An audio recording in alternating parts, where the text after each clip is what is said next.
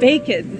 Bacon is by far, I think, the least healthiest thing I eat, but I also think it's the tastiest thing I eat as well, so hey, sue me, I'm gonna keep eating it. For breakfast, I think people may be eating things like cereals, danishes, muffins, donuts, pancakes, French toast, waffles, and for me, I'm having me some bacon.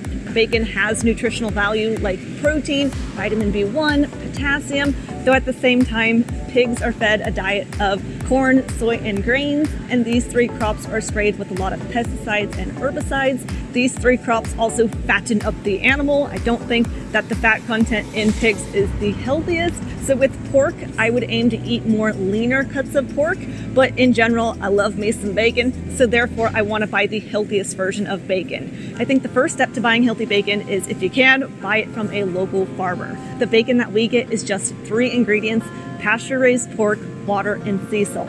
It doesn't get much cleaner than that. If you don't have access to a local farmer, then when it comes to grocery store bacon, I would look out for it being organic, and then also for it to have no added sugar. Usually buying pork belly is a cleaner option, as pork belly usually doesn't have a ton of added ingredients, and then you can just cut the pork belly into bacon strips. Otherwise, I'd just be sure to read the ingredients label on the bacon to make sure that it doesn't have any added funkies. Cheese! I try to eat single ingredient whole foods, and often people come to me saying, "Lily, I'm eating cheese." And I say, hold up, go to your fridge, grab that cheese out, let's turn over the ingredients package, and you'll see a list of multiple ingredients on that shredded cheese. With cheese, it's kind of my rule to not buy shredded cheese. Now, buying it occasionally, okay, not that big of a deal, but in general, cheese that is already pre-shredded, well, one, hey, more money, but two, usually shredded cheese has anti-caking agents and preservatives, because as soon as we take that block of cheese and we start shredding it, there's more oxygen being exposed to more parts of the cheese. So they have to add more preservatives so the cheese doesn't go bad, plus they have to add those anti-caking agents so that way the cheese doesn't clump together. Usually with shredded cheese, they do have added coloring. I don't know why they're putting food coloring in the cheese, but usually that's what I find with shredded cheese. So I'll get blocks of cheese and cut the cheese myself, okay? When it comes to dairy products in general, this goes for milk, cheese, yogurt, kefir, cottage cheese, any kind of dairy product. There are different buckets of dairy. There's first off the raw dairy versus the pasteurized dairy. And what raw dairy is essentially taking a cow, milking it, and then boom, that's the raw product. Now, because companies like to increase the shelf life so that way they can ship their product all over the world, they have found that if they take the raw dairy product and heat it up, it's going to kill off the bad bacteria. That way the dairy product lasts longer and doesn't spoil as quickly. However, while heating up the raw dairy, it's killing off the bad bacteria, which is a good thing, it's also killing off the good bacteria that is so great for our gut microbiome. It also kills off those living enzymes that help break down the lactose. So for people who are lactose intolerant, they may find they actually do better with raw dairy products, as they do have that enzyme lactase that breaks down the lactose. Usually I find people who have digestion issues with dairy, so they have gut issues, they have constipation or diarrhea or stomach pain, those people I find tend to do better with the raw dairy products versus the pasteurized. But then there's also the difference between A1 dairy and A2 dairy. A1 dairy is coming from a cow that's a newer breed of cow. It's more foreign to our systems. Thereby, it might create more inflammation, more allergies, whereas the A2 breed of cow has been a part of our ancestral lineage a lot longer. I find people who have more inflammation, acne, sinus issues, any sort of allergenic response to dairy, usually it's coming from the fact that it's A1 versus A2, not as much raw versus pasteurized, as usually with the A1 versus A2, A1 dairy, it's again more foreign to our systems, and it's more inflammatory, it's more allergenic, whereas with the A2 dairy, we're just more used to it. With cow's dairy, you'll want to look out for the label A2, but then just in general, all goats and sheep's dairy are A2. So you're not going to see the label on goats and sheep's dairy, but they are A2. So usually people do better with goats and sheep's dairy as well. This particular cheese is raw cow's cheese, but it's not A2. Again, that still can be fine. It just depends on you and how you tolerate dairy.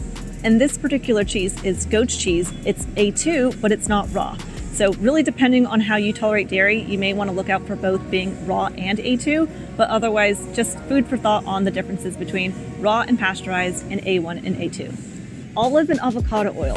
Now, when we think about bad fats, I'm first thinking canola oil, seed oils, sunflower oil, safflower oil, grapeseed oil. I'll put a whole list on the screen with all of the oils that I stay away from. Usually a lot of these oils are considered vegetable or seed oils, though avocados, olives, and coconuts are all fruits. So I give olive, avocado, and coconut oil the green light, though other fats that I love are tallow, ghee, butter, duck fat, bone marrow, egg yolks, any kind of animal fat. Now with avocado and olive oil, there's studies out there that over 80% of avocado and olive oils may be rancid or even have canola oil in them, which is super unfortunate in US grocery stores. I am very wary to buy any kind of avocado or olive oil in the stores. I'll put a list up on the screen with how to identify if an olive oil is true, real olive oil. As far as avocado oils, I'm not as versed in avocado oils, but if it says it's 100% pure avocado oil, then I think it should be a good one. As far as I know, the brands to look out for would be Chosen Foods and Primal Kitchen for avocado oil. Let's talk about canned fish. Now, I'm often asked, does it matter if I get grass-finished versus grain-finished beef? Does it matter if I get raw versus pasteurized dairy? Does it matter if I get pasture-raised eggs or conventional eggs? Does it matter if I get wild-caught or farm-raised fish? And if I had to rank those 4 categories in order of what I prioritize most to least, I would definitely prioritize wild-caught seafood and fish first before anything. The reason I care so much about the fish and seafood being wild caught is because wild caught seafood has more nutritional value than farm raised fish. Wild caught has more omega-3s, phosphorus, selenium, vitamin D, iodine, and also it has less pollutants than farm raised fish. So with the farm raised fish, it may have more mercury, heavy metals, microplastics, and so that's why I do really prioritize the wild caught. What I love about canned fish is it's cost effective. You can take it traveling or to work. It's easy to take on the go. And also in the summertime, I don't usually like to have like a warm, hot meal, and having some fish is light and refreshing. I will say with salmon, I would just get salmon that's not in a can because it's actually way more expensive to get canned salmon. And then with tuna, tuna usually has more mercury than things like sardines, and tuna in general has less nutrients than sardines, and also sardines are more affordable. So I get it, people like tuna. By all means, having tuna once in a while, not that big of a deal, but I usually opt for sardines. With sardines, you'll have the option to pick them in olive oil or in water. And now companies like to make the most profits and money. So usually companies tend to use the cheapest ingredients they can find. Hence, with the olive oil, going back to that stat that over 80% of olive oils may be rancid, I'm gonna go ahead and assume that the companies are not using the best quality olive oil in the cans of sardines. So I get the sardines in water, as I've also found when I have the sardines in olive oil, I do have more diarrhea. If the can says skinless and boneless, I do not opt for these cans because we do want the sardines to have the skins and bones, as the skins and bones provide more calcium, vitamin D, and phosphorus. Supplements. Now I'm often asked, which supplements should I be taking, or how do I know if they're good quality? And I'm not a fortune teller over here. I don't know all of your history with your food and your diet. So I would say the best way to know which supplements that may be advantageous for you is to go and get your blood work done.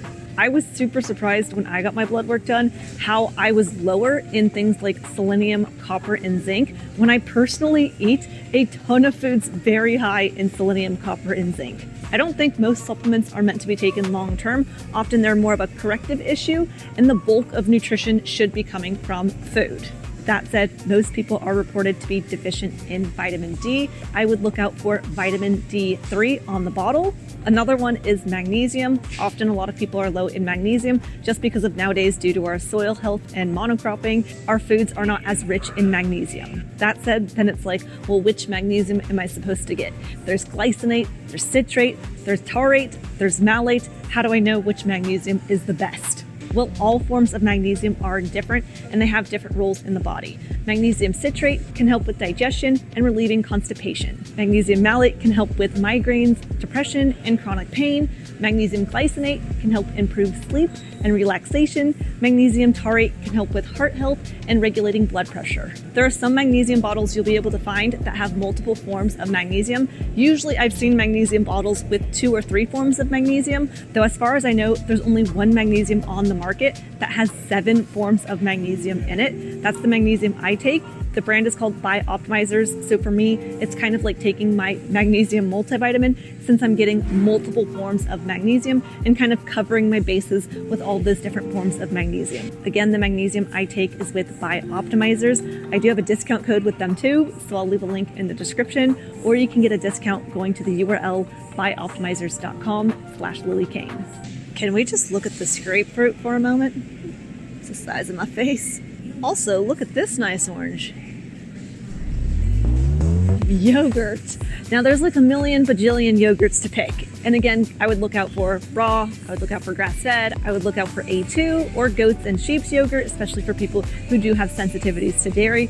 Otherwise, I would just turn over the ingredients label of the yogurt and make sure it has ingredients that you can recognize. I wouldn't be grabbing for any yogurts that have added sugars, food dyes, colorings, or any ingredients I don't recognize. The yogurt should be plain, and again, if we look at this ingredient label, it says it's cultured pasteurized whole milk. Condiments. Now with condiments, a lot of them are going to have those canola oils, vegetable oils, the naughty oils we don't want. My mayonnaise friends, I don't want to break any hearts, but mayonnaise is usually pretty naughty. With condiments, I would look out for it saying avocado oil is being used to make the condiment. A good brand for the condiments is Primal Kitchen brand or Chosen Foods. Again, I would look at the ingredients label, make sure they're not putting in any vegetable seed oils. Mustard's a safe one. Most mustards are just simple ingredients and they don't have those added inflammatory oils. Or something like Heinz ketchup, while it doesn't have any of the seed oils, it does have high fructose corn syrup, more corn syrup, and natural flavors. When in doubt, I would turn over the ingredients label, and then also with the vegetable seed oils that we don't want in the condiments, that also applies to the salad dressings. So I would just look out for the salad dressings to be having things more like vinegar and avocado oil or olive oil rather than the inflammatory vegetable seed oils. With eggs, holy smokes, eggs are getting so expensive nowadays, but with eggs, I'll put on the screen in order best to worst kinds of eggs. But in general, eggs are incredibly nutritious, so I would just do the best that you can afford. If you enjoyed today's video, be sure to give it a thumbs up and subscribe for more content. I hope you guys have an excellent day.